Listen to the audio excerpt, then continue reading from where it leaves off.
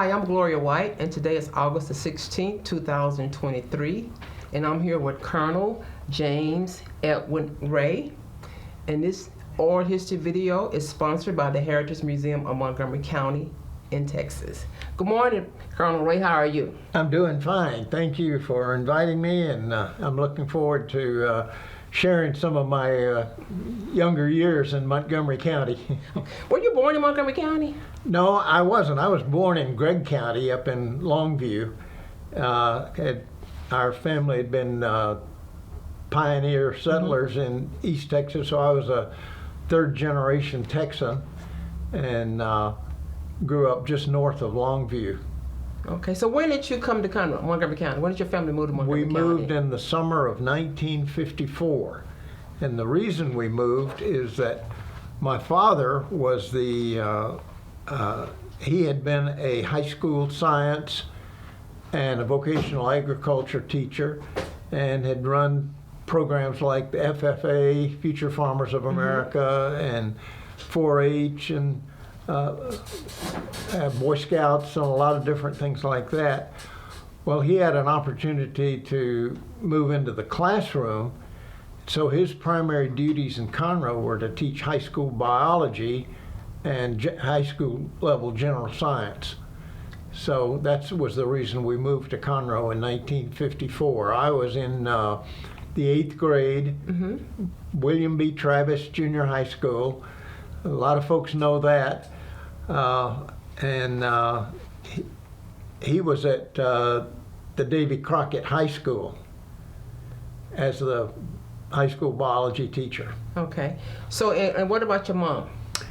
She was a housewife at that time, but then as soon as my younger brother got into junior high, she went back into the workplace, and she became the secretary for Sam Houston Elementary School. Okay. And she worked with directly for the high school principal, B.B. Rice, and she worked for him until he retired, and then she worked for, I think, 2 additional principals after he retired, before she retired in around 1979, I believe. Okay. So how many siblings did you have? I have one older sister.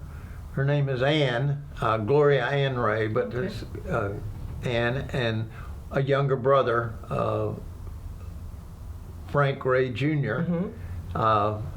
My dad's name was Leonard Franklin Ray, but he went by Frank Ray, and that was the way he was known in the Judson community up at Longview, and in Longview and in Conroe. So he was a biology teacher in Conroe for how many years? I think he had about from 54 to 79 would be about 25 years. So he retired from CISD, Conroe ISD? Yes. Okay, and he was still a biology teacher in high school? That's right. Okay, and your mom was the secretary at Anderson? At Sam Houston. At Sam Houston Elementary School. Okay, and you mentioned David Crockett. David Crockett was a high school? Yes. Okay. And then because I knew it as maybe elementary school, but in the beginning it was a high school. Yes. During that time period, from 54 through 79, well, at least when it was up over in North Conroe, it later, of course, moved out on Highway 105, out where the Moorhead Stadium is now. Okay. But that transition began probably in the late 1950s.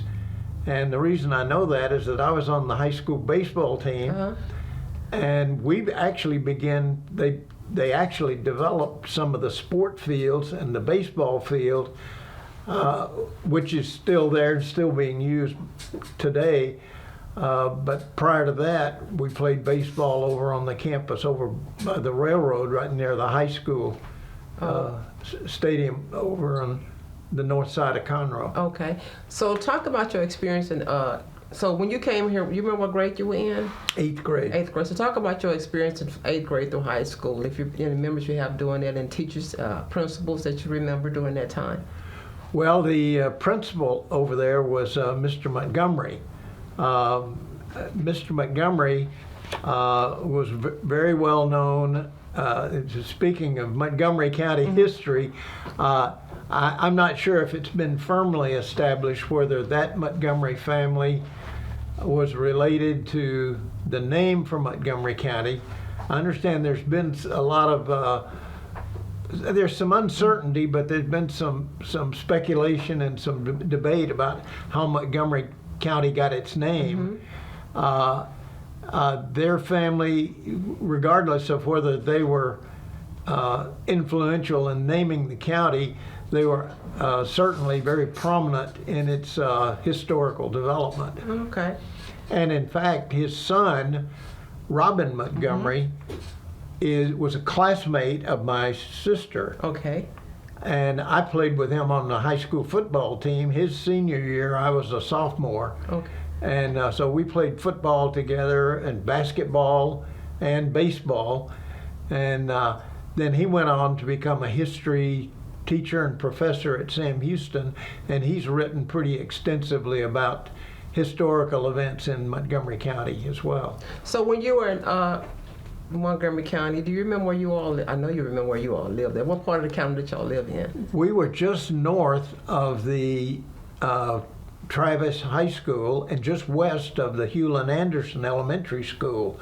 We were in some apartments at 3rd and Pauline for the first 2 years. We were just across the railroad from the football field. Oh, okay. So Dad could walk to work. He could. He found a little path there and made sure with the railroad people it was okay for him to walk across. It was not an authorized crossing or anything for there was no highway or street crossing there.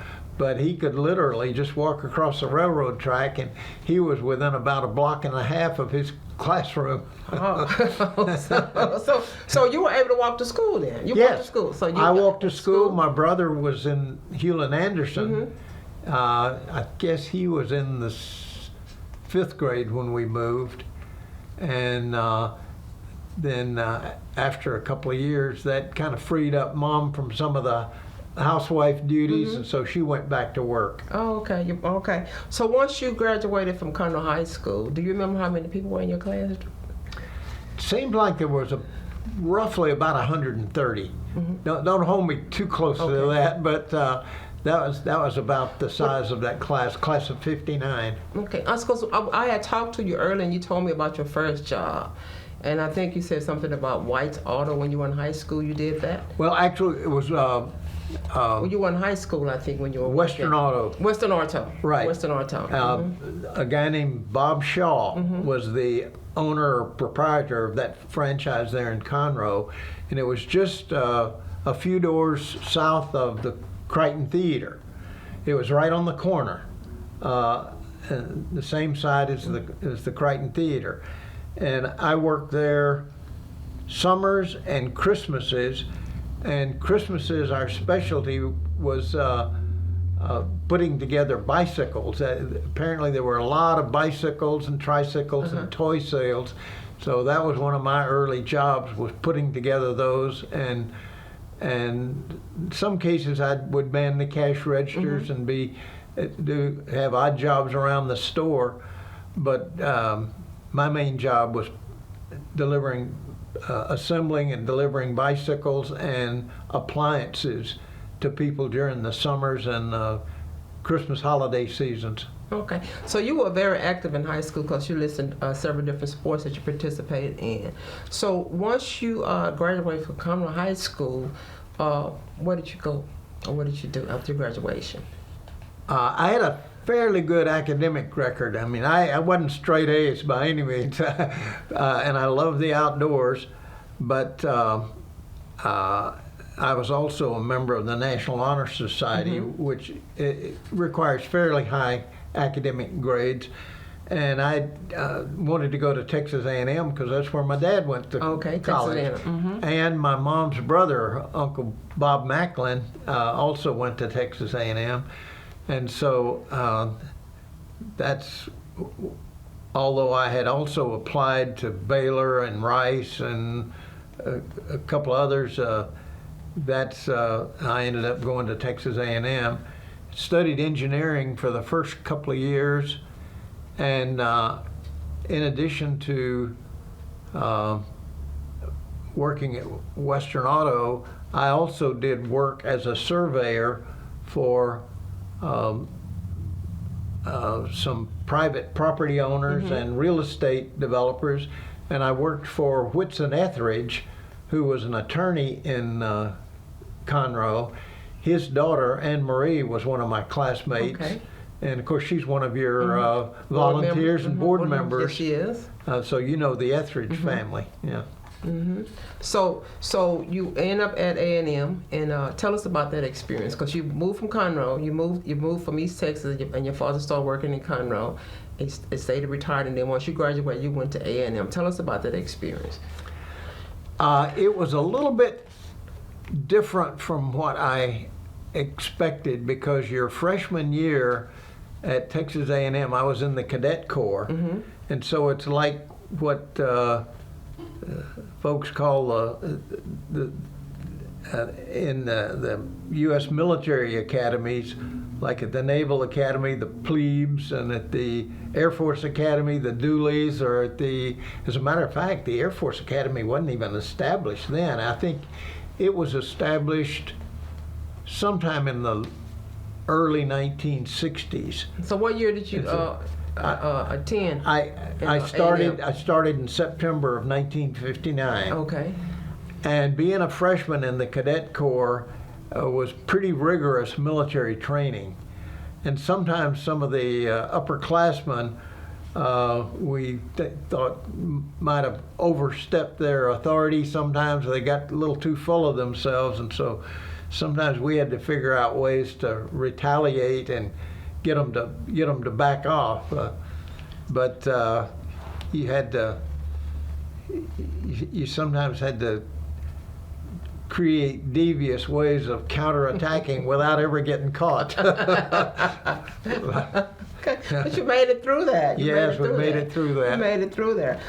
And I was also active in the Baptist Student Union, and was active in the Memorial Student Center, which is the student union. And there were a number of activities that I enjoyed participating in. One was called the Great Issues Committee, and it worked in conjunction with the Student Conference on National Affairs. Every year at Texas A&M, we put together a national conference with students from all over the country to come in and discuss important issues for our country, political and diplomatic and economic and international affairs and that sort of thing. And our job was to do the paperwork and the administration of inviting nationally known guest speakers to come to speak at those conferences, to keynote and highlight and stimulate the discussions. And so I did fairly well at that, and so my junior year, I was nominated to be the vice president of the entire student union. It is called the Memorial Student Center Council and Directorate. And so I was confirmed into that position, and then my senior year I was president of the MSC Council and Directorate. So that was one of the reasons I ended up with a distinguished military graduate certificate, and also as was listed in Who's Who among college and university students in America. Wow, So that's amazing. So once you graduated, you go right into the Air Force? I did, but my junior year in this, during the class year, after I was confirmed as a candidate by the U.S. Air Force, I was confirmed as a candidate to go into pilot training upon successfully completing the Cadet Corps and Air Force ROTC program for commissioning to become a commissioned officer in the Air Force. They enrolled me in a class where I got my pilot's license in the Cessna 120 and 140 aircraft While you're still in college. while I was still in college. And that was kind of a preliminary stepping stone, and for some it could weed out folks that if they had hidden medical or physical problems that would preclude them. That was one way for the government to kind of the first hurdle to make sure that you could qualify to become a pilot in the United States Air Force.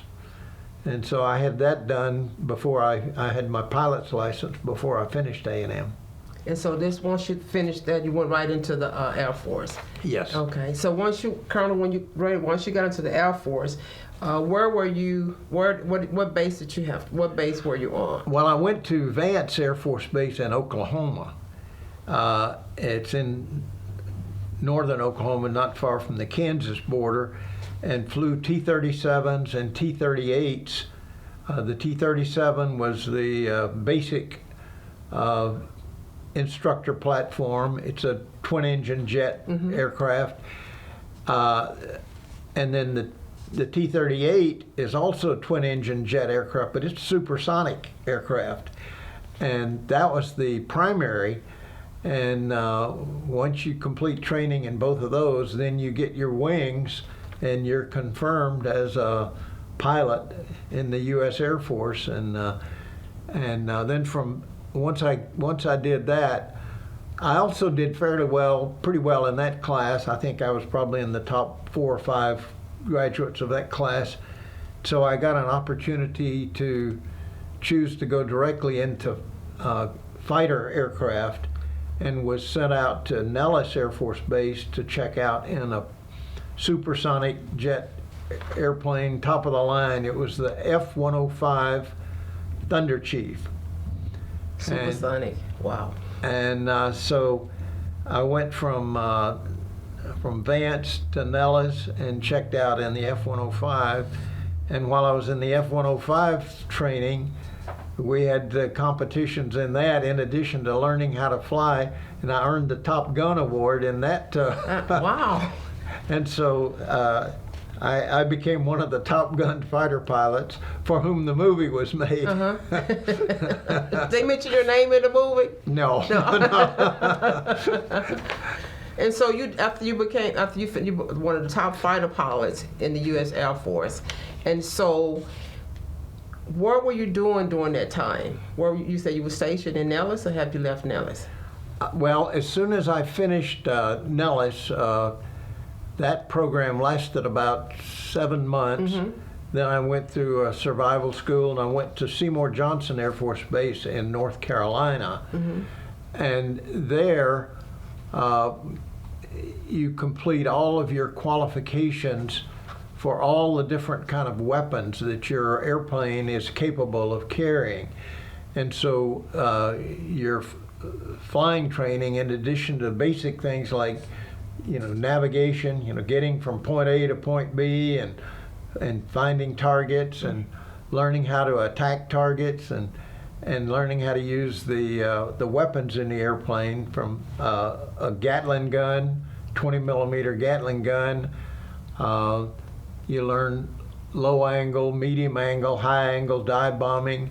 I was even qualified to carry nuclear weapons. Wow. And that was one of the first airplanes to be equipped to carry nuclear weapons, tactical nukes. And so you had to have pretty thorough background, FBI security clearances, and a lot of things just to study the material and the systems, and then to practice how you make deliveries, and how you could make a delivery of a nuclear weapon if necessary. And thank God it was never necessary after the two in World War II. But if called upon by the government and ordered to by the president, that's one of the things I was qualified to do. So once you got all your qualifications, so where did you go next? as soon as I completed all of those qualifications at Seymour Johnson, an opportunity came up for me to go to a squadron in Thailand that was getting ready to start operations in the Vietnam War. So I was assigned there in March, and by the time I got all the What year was this, March 19? March of 1966. 66, okay. And by the time I got out to Thailand, I flew missions out of a base in Thailand called Korat. We were flying missions over the Ho Chi Minh Trail in North Vietnam, and Laos and Cambodia and South Vietnam, but most of our missions were interdicting. That's a military term that means you're disrupting the supply lines of arms and equipment that come from China and Russia and North Vietnam that were causing a lot of trouble for our allies in South Vietnam, and to try to cut off or at least slow down that that flow of war materials. And so that was our primary job. And the F-105's primary job was to carry the bombs. Other aircraft would provide things like air defense cover and suppression of enemy air defenses and other missions. On some of our missions, we'd have to go out and contact a tanker to aerial refuel our airplanes, go to our target. And the missions were so long, you'd have to come back to the tanker to refuel again, at least partially refuel, to get back to your home base in Thailand. So some of those missions were pretty long and pretty grueling, but not to mention the defenses you got if you were in the target area, from enemy aircraft to AAA, which is anti-aircraft artillery.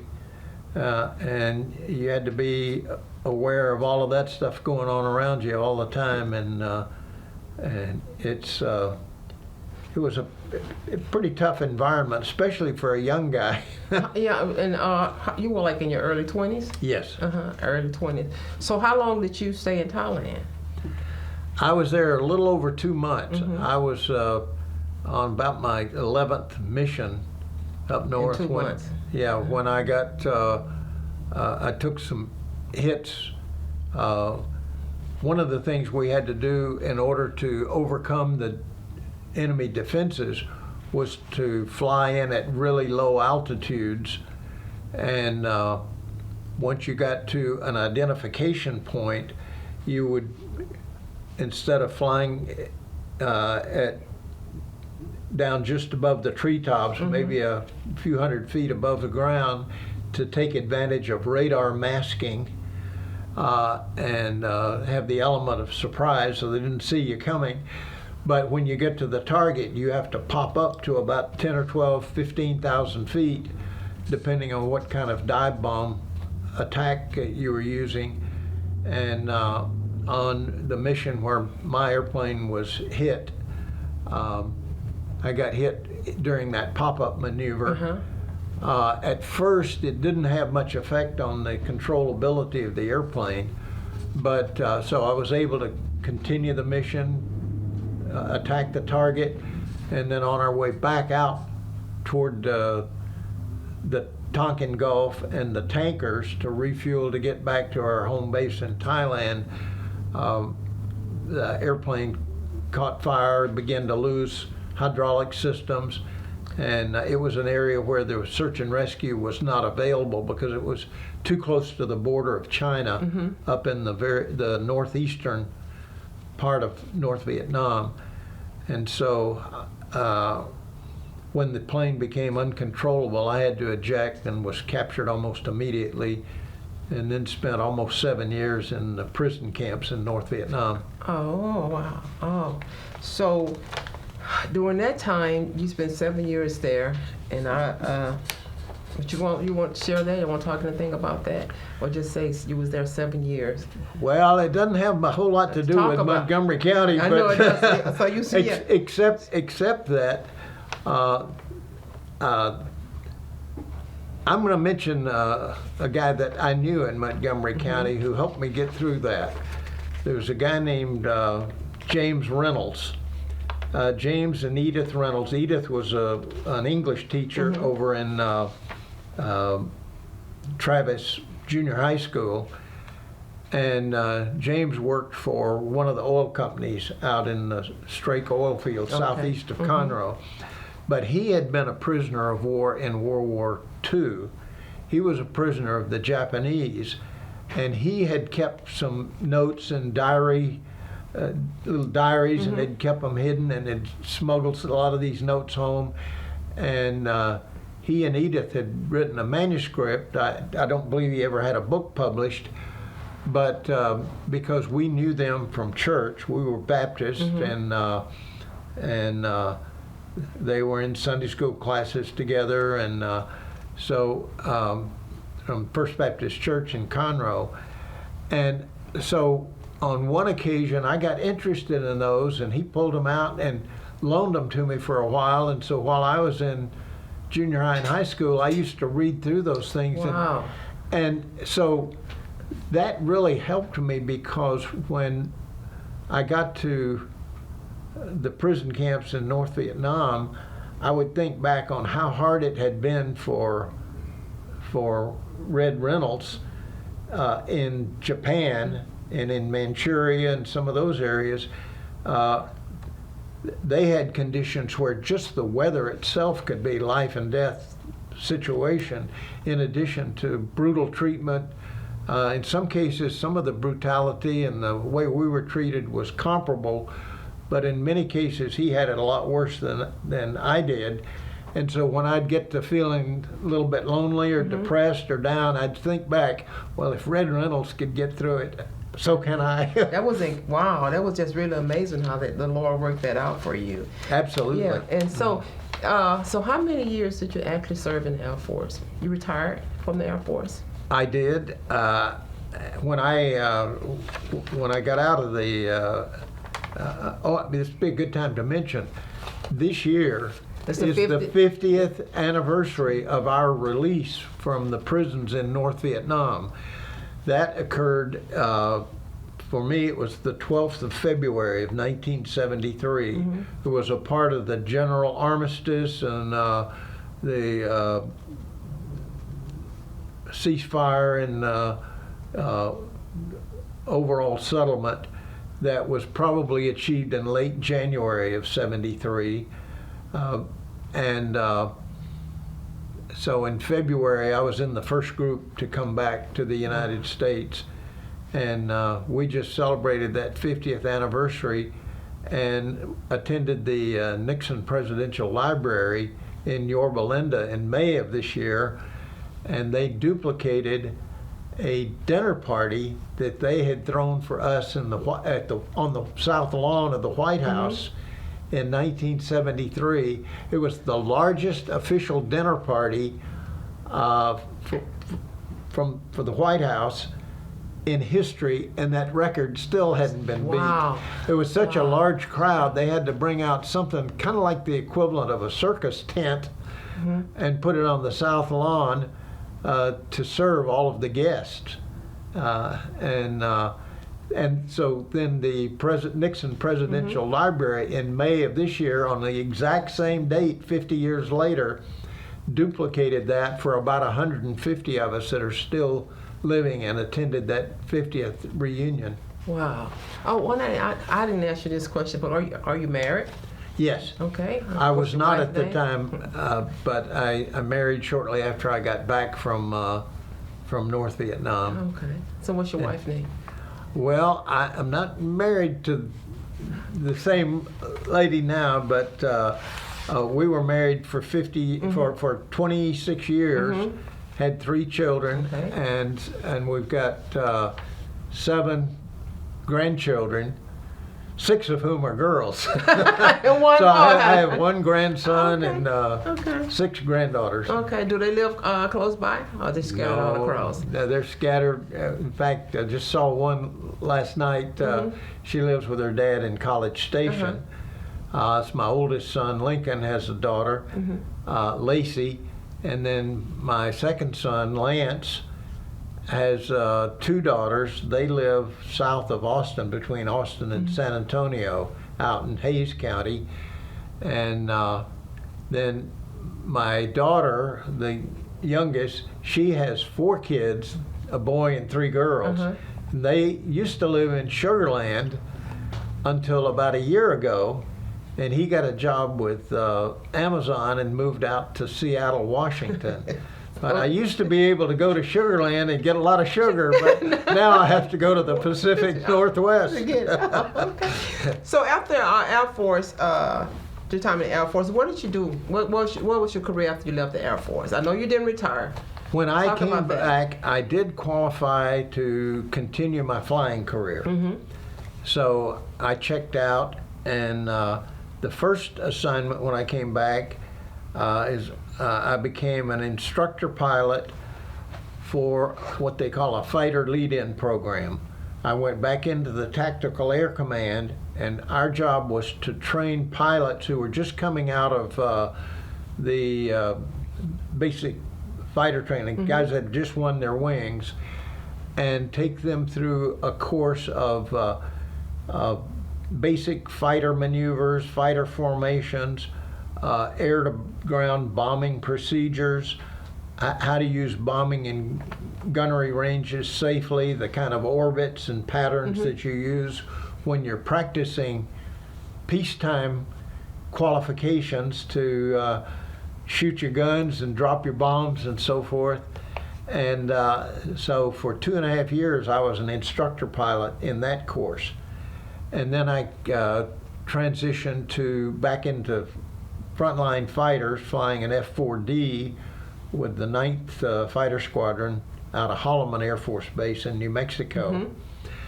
And I did that for a couple of years. Then I went to an Air Command and Staff College in residence, and then got assigned to another fighter squadron, this time flying F-4E models. Had some improvements over the F-4D.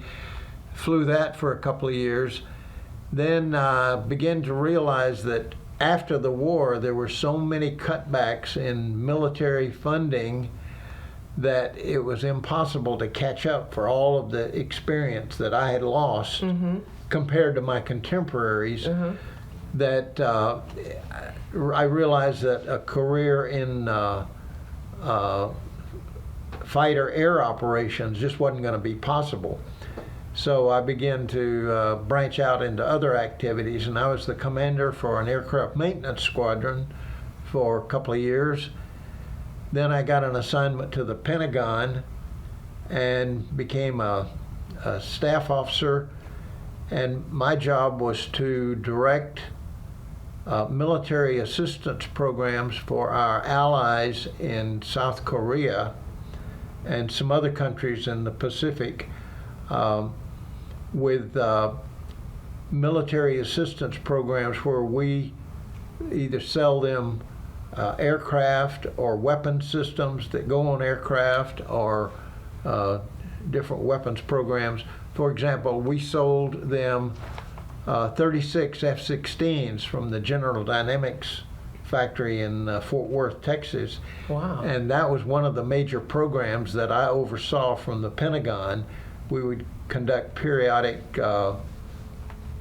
program reviews to make sure that if there were logistic shortfalls, or if there were production delays, or any problems with the pipeline, we'd troubleshoot them and work them out and revise our schedules, or find out, troubleshoot the problems and fix them and keep those programs moving to try to meet the time schedules that they were on.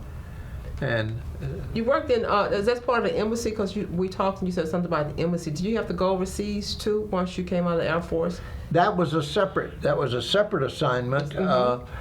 but because I had worked and got along well with our international allies in the Republic of Korea Air Force in South Korea,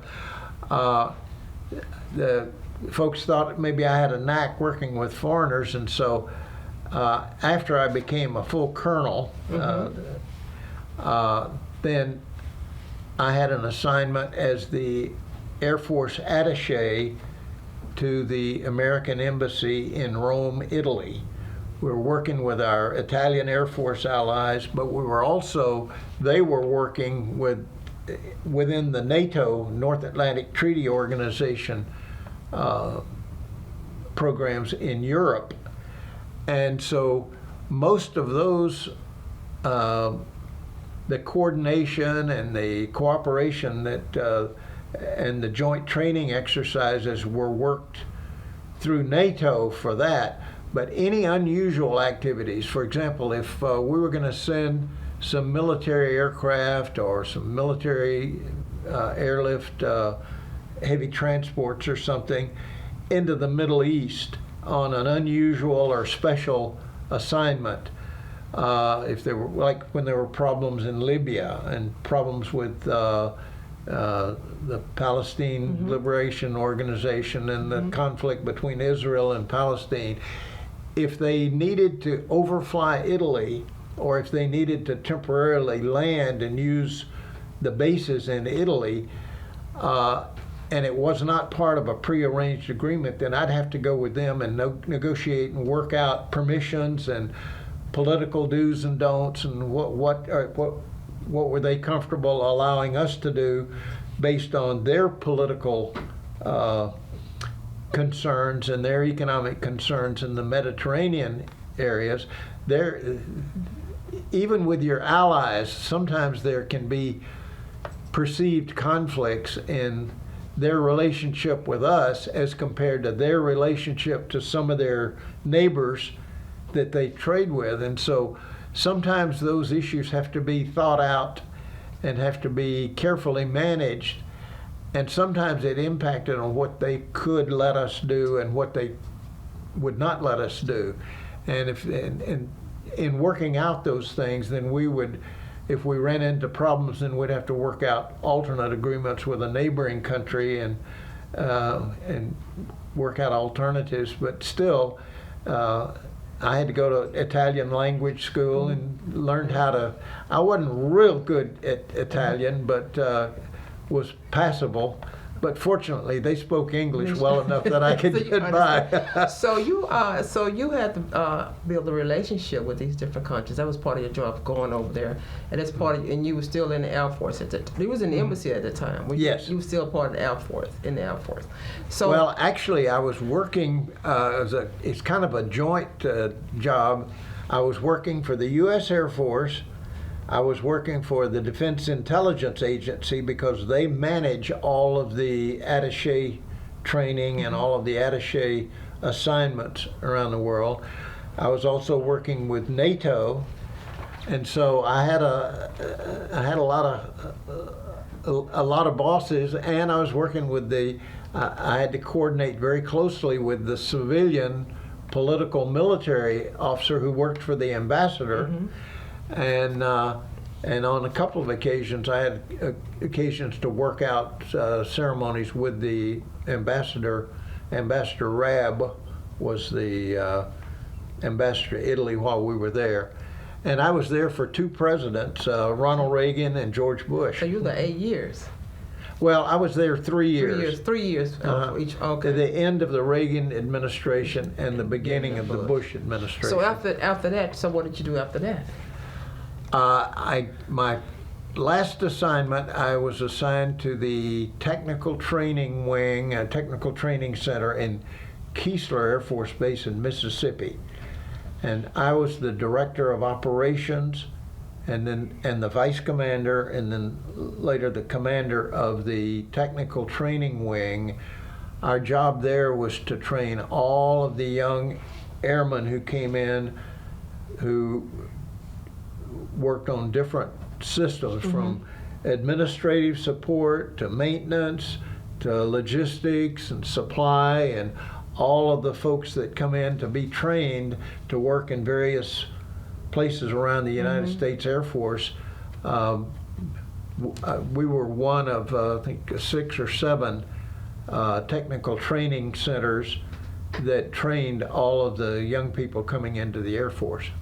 I know you even though you've retired from those jobs, those positions you held, Colonel Ray, but you're still busy and you're still active. I know you come to Montgomery County like once a month, and you have lunch. Tell us with some of your friends. Tell us a little bit about that. Talk about that. Well, Some of your buddies. one of the things you learn in life is that in addition to whatever profession you have, the relationships you develop with people, friendships, can be lifelong. The class of '59, in fact, a lot of classes do this all over the country, you know, but ours has managed to continue. Once a month, we have on I think the last Thursday of every month, we try to get together as many as can to stay in touch with our classmates, stay in touch with what they're doing and how their kids are doing, and any health problems they have and ways we can help each other out, or just stay in touch and stay friends.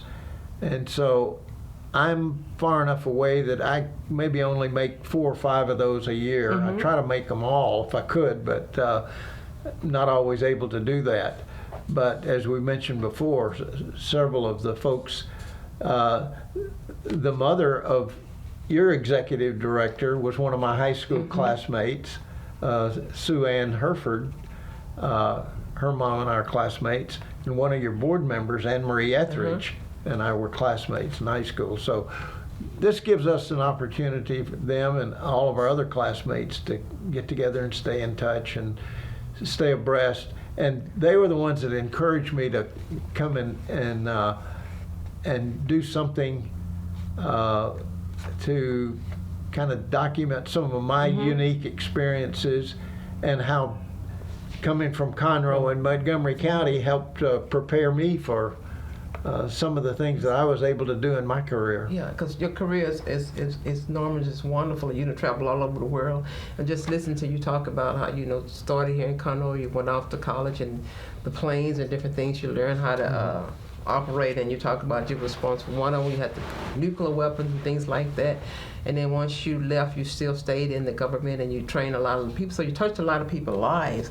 So did you have anyone else in your family that was in part of the military, any branch of the military? Yes, my brother was a pilot. He flew in the KC-135 tankers, like the ones that refueled us when we were doing our combat operations in Southeast Asia. And in fact, when I was released from Hanoi in February of 1973, he was with a tanker squadron in Okinawa, up near Japan. He got permission to come down to Clark Air Base in the Philippines, and the night that I was released, and he came down there, and even though people were encouraging him to try to get in touch with me, some of the procedures and the security clearances were so tight in order to protect us, it took him all night to get clearance to come in, and I didn't see him but the next morning, this is February the 13th, when I got up, I was going through some mail and starting to get reoriented into, I was going through what they call the Rip Van Winkle effect. I'd been so isolated for so long, I was just trying to start catching up. And he walked into the room from the hallway behind me, and he said, "Hey, bro." And then he looked at his watch and he says, "Where you been? You're kind of late." Said, "Mom's starting to get a little worried about you." Wow. And so I turned around and I said, "Well, something funny happened on the way to the target." Or what was the phrase? A funny thing happened on the way to the target. Oh, wow. That was from the movie about Julius Caesar. A funny thing happened on the way to the forum. And he was glad. He was very relieved to see that my sense of humor hadn't left me during those years. Wow. So he was in the Air Force also? Yes. Okay, both of y'all was in the Air Force. And my sister also went to Southeast Asia as one of the hospitality directors for the USO. Okay. And you know, the USO is the group that puts together entertainment for the troops, and sometimes they have small events here and there, and sometimes they have these real big extravaganzas with Bob Hope and I remember all of those. all of those folks that to go and entertain the troops. But they maintain facilities at a lot of military bases all over the South Pacific, and so that was, my sister was the director of one of those. In fact, the one in Okinawa. Oh, wow. So during the Vietnam War. So. Colonel Ray, during your time as a prisoner of war, what kept you motivated during that time? Actually, as I mentioned before, remembering the sacrifice that Red Reynolds had made in World War II motivated me, but also the things I had read in history about the folks that founded the United States of America. The founding fathers, you know, they pledged their lives, their fortunes, and their sacred honor, and many of them did actually lose their fortune. Some lost their lives, some had family members that were captured, some lost their estates and their homes and their businesses. And and we were trying to prevent the spread of communism around the world. And so I thought, whenever I got to feeling kind of sorry for myself or feeling low, I thought, well, you know, some other folks have given a whole lot more than I have, including, you know, there are 58,000 on the wall, the memorial wall, who gave it all. And so it would be kind of whiny and selfish of me not to do my part, regardless of what the circumstances are. But the other thing is stopping the spread of communism or any kind of a government, even our own government. There are times when in certain communities or certain states or sometimes even nationally, certain elements of corruption will creep into the government. And sometimes we have to remind ourselves of why the constitutional republic that makes up the United States of America is so unique and so worthy of being revered and honored, and from time to time rekindled, and from time to time defended. And even if later on people criticize whether we should have been in Vietnam or how the war was fought or political decisions that are made from time to time, sometimes in retrospect they could have been done better. But the thing is, when you go back to your basic framework, the constitutional republic, that's why the United States really is unique and why it is worth fighting for.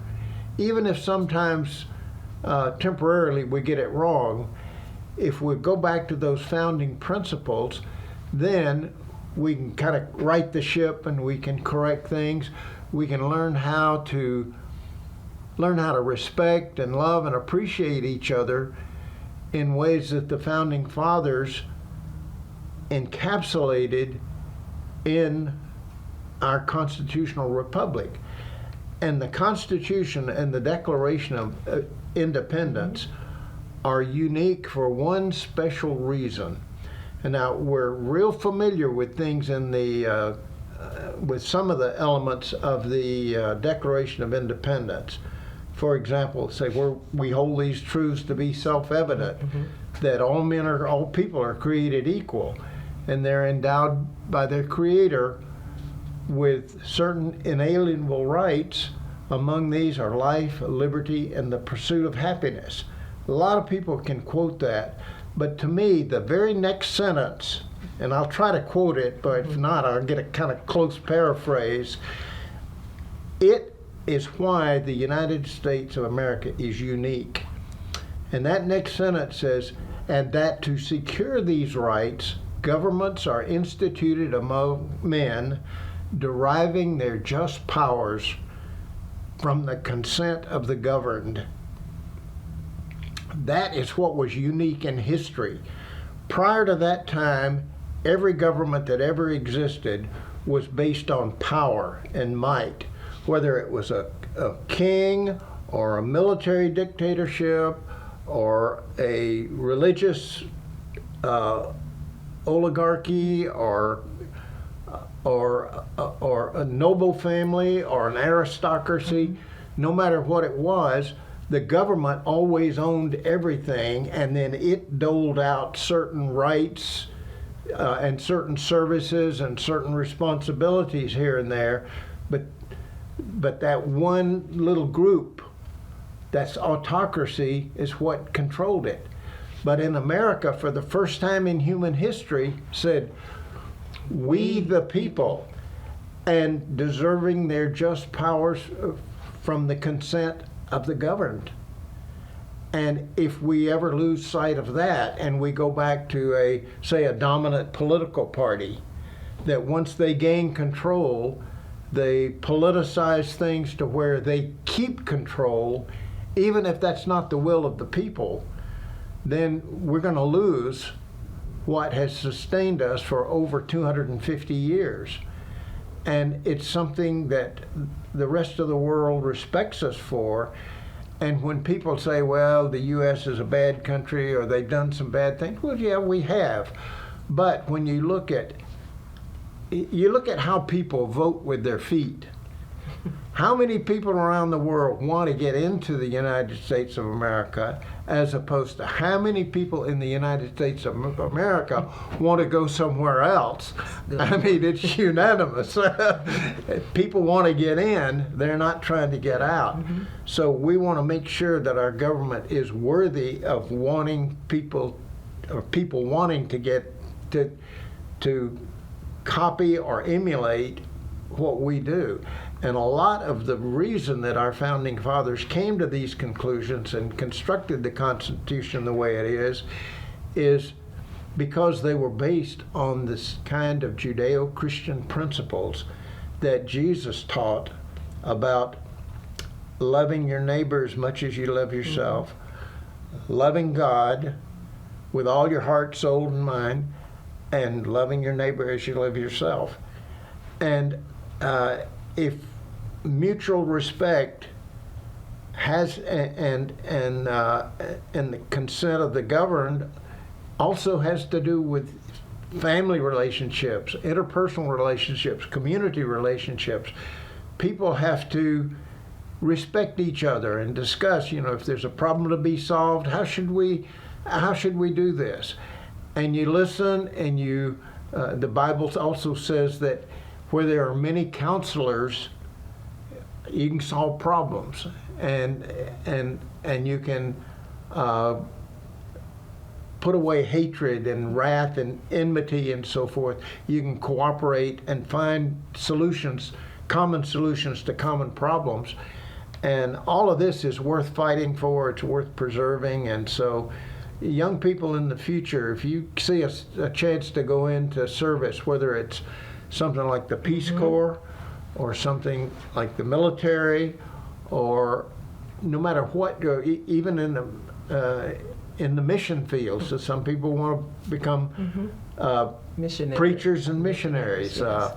My son Lance is a missionary, and he's with a group called Manna Worldwide, and he's in his first year.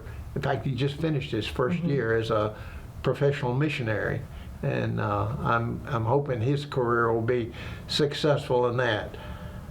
But so much that you do, whether it's in government or whether it's in the religious element of it, Jesus disciples once asked him how they should, when they realized who he was, and they wanted to fall down and worship, and say, well, how do we properly show respect and show worship to you? And he says, whatever you do to one of the least of these, my brethren, you have done to me. You have done the same thing to me. Well, if more of our citizens could understand that, a lot of our problems would go away. They definitely would go away. That definitely would go away. And that's the key, if they can understand and believe and trust, because Jesus' word is true and it's powerful, and he says word changes not. And I know that what kept you during your time as a prisoner of war for those 7 years. There were times when I was, especially after torture sessions, isolation and solitary confinement is bad enough, but then when you're having to recover from torture in that kind of a situation, you sometimes get pretty depressed. And I can remember times when I'd be feeling sorry for myself, and I remember one occasion, it was in this dungeon-like cell, and the windows are boarded up, so it's already kind of dark and dank. It's like a medieval dungeon anyway. But it brightened. It was almost like being outside when the cloud passes from in front of the sun. Everything kind of brightened up a little bit, and I looked around and said, what's happening? And sure enough, apparently the sun came out after a cloudy day, and I get to thinking, if God be for us, who can be against us? Another passage that I learned when I was in Sunday school was, I can do all things through Christ who strengthens me. And if God be for us, who can be against us? And a lot of these things that you learn as a young person in Sunday school, not only about interpersonal relationships, but about how you feel when you're walking through the valley of the shadow of death, you're not alone. Yeah, and that can sustain you. Yeah, that's amazing. Yeah. So I'll ask you another question. We've talked about. I know you spent some time you went to Texas A&M University, so you were part of a lot of different things. A lot of things happened to you. Well, you were part of a lot of different organizations, groups. So one of them we talk about Operation Crossroads. Talk about the Operation Crossroads. Operation Crossroads came up as an opportunity for me because I had to go. I had changed majors. I had to go an extra semester after my senior year. And so the director of the Memorial Student Center encouraged me to look into some opportunities to go overseas during that summer rather than working. And of course, I'd kept my student debt real low because I had always worked summers and had extra jobs, and sometimes during Christmas holidays, even when I was in college, I would spend some holidays, little time working during the Christmas holidays. But I ran across this organization called Operation Crossroads Africa, and it was the group. What that group does is they take college students from all over the United States and Canada and occasionally from Mexico, and they find opportunities for them to do service projects in different countries in Africa. It was founded out of New York City, and it had been going for about 15 or 20 years. But it was always college students just during 2 to 2.5 months of summer service. Okay. But it was the group from which John Kennedy got the idea, and some of his advisors got the idea of looking at that project and expanding it. That became kind of the blueprint for the Peace Corps. And so the projects that we had are similar to Peace Corps type projects. Anyway, the more I read about this thing, the more I got enthused about it, and so I signed up for it, and I was assigned to a group that went to Uganda. There were 13 people in our group. Of that group, 3 were Canadians, including the group leader. There was one black young man, Julius Williams, from Brown University, a black lady from Whittier, California, Sheila Trammell, a Jewish guy, Dick Lockwood. He and I were tent mates during the time over here, and then Pete Wasdorp, apparently a Scandinavian descent, and you know, I could name all. It would take me a while to go back and name all of them, but we spent about 8 weeks building a dormitory for a mission hospital in the southwestern part of Uganda. It's about as close to the geographic center of Africa as you can get. You had the Belgian Congo, which is now, I think, Zaire, was about 20 or 30 miles to the west of us. Rwanda was about 15 or 20 miles south of us. To the east of us was the southern edge of Lake Victoria, and that's on the border of Rwanda, Uganda, and it was Tanganyika then, now Tanzania, or Tanzania. I hadn't been keeping up with that too much. But where we were in the middle of Central Africa, and the mission hospital was run by a medical missionary, a qualified surgeon named John Sharp, who was originally sponsored by the Church of England, but which became the Church of Uganda. But there was a big, huge waterfall there and a generator giving enough power that it would power a operating surgery lab for him there, right in the middle of Africa. And we were able to build this outpatient dormitory. The reason that dormitory was needed was because in their system, when people came in for hospitalization, there would always be a bed for the patient, but there was no room around the area for supporting family members, and the hospitals didn't have the staff for food services and things like that. So if somebody needed to be there for weeks, a family member who came to be with them had to sleep out in tents or in blankets out under the stars. And so having this dormitory for the support people, or for people who needed treatment but were outpatients, they may need several days or several weeks of treatment but didn't need a hospital bed, then they would have a place to stay also while they're waiting, you know, between their different appointments and their treatment therapy and so forth. So do you know what year you was like junior or senior when you went on this trip? I had finished my senior year and was just one semester away from graduation. Oh, okay. So Colonel Ray, is there anything else or any other event you wish future generations to know about? Something I hadn't asked you, or something we hadn't talked about during your lifetime? No, I think what I said about our faith in the Bible. And I think in addition to, I think the Bible's the greatest book that's ever written. Number one bestseller. Number one bestseller for a reason. And unfortunately, not often enough read.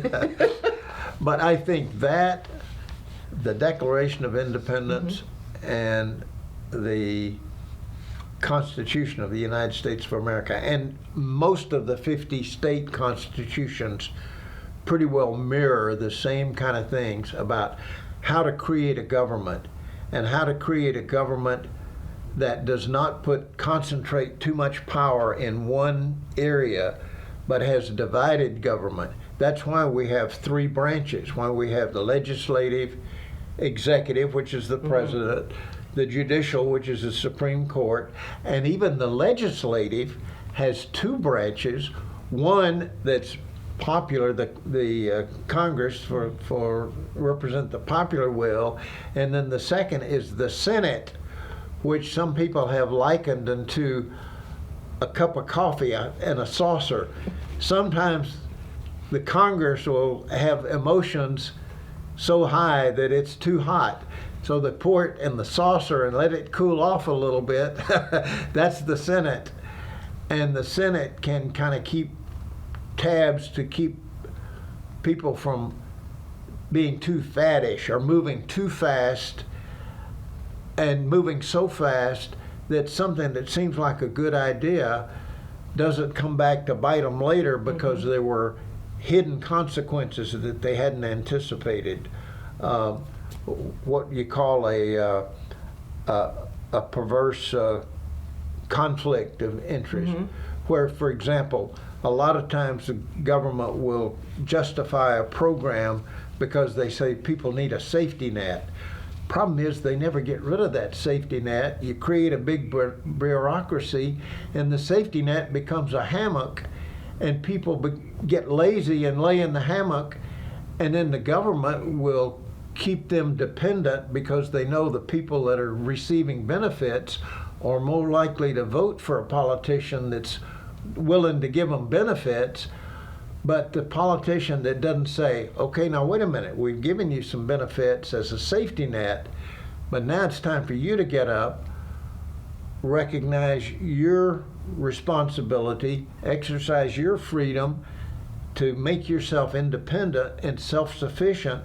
So now go get your finish your education, or now go get retraining, or do something. Get off the dole and become a taxpayer rather than a tax consumer. And unfortunately, that's there's so many things like that where good intentions end up actually enslaving people and making them more dependent, instead of using it as a temporary safety net and then helping them get back up on their feet and become independent again. Okay. Anything else? Stay with Jesus. That's good. If in doubt, stay with Jesus. Yes, stay with Jesus. You can never go wrong. Yeah. Well, Colonel Ray, I thank you so much for this opportunity for us to this conversation with you. And may God bless you, and may God keep you in all that you do. And thank you. Thank you so much, Gloria. I appreciate it. You're welcome.